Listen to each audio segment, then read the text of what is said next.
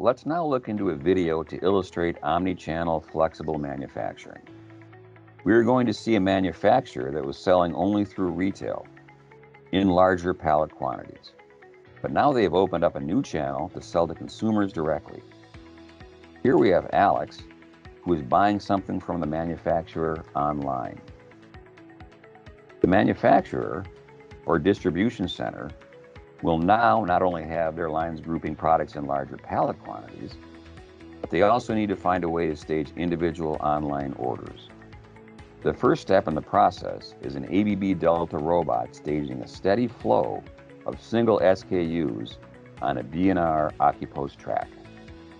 The flexible AccuPost track then sorts the different shuttles into the necessary sequence. This sequence can be of identical SKUs for a single SKU pallet, or it can be just two individual products for sorting and staging an individual order.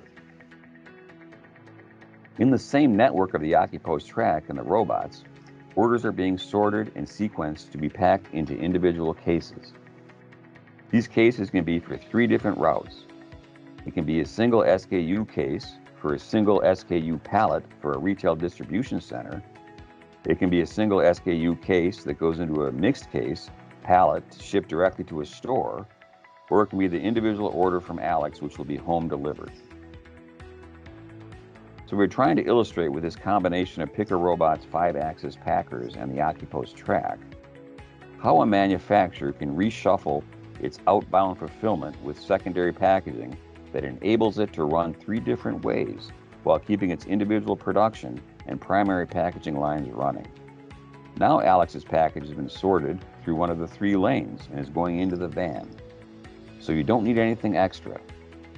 Through the last mile operator, Alex's package will be delivered in minimal time. The manufacturer has kept its back end and production lines operating as always. They have just added valuable flexibility to their outbound fulfillment operation. At the same time, this manufacturer is continuing to serve its larger customers, but they maintain the opportunity to do some direct business with its middle-sized customers. For example, if this was a bakery producer and it wanted to serve a hospital, it can have a direct business with the hospital through its website. So again, they still pack single SKU cases, but in this scenario, they are grouped on a mixed pallet and sent with the middle truck directly to the customer. So, direct-to-consumer is not only individual orders, but can also be medium-sized orders.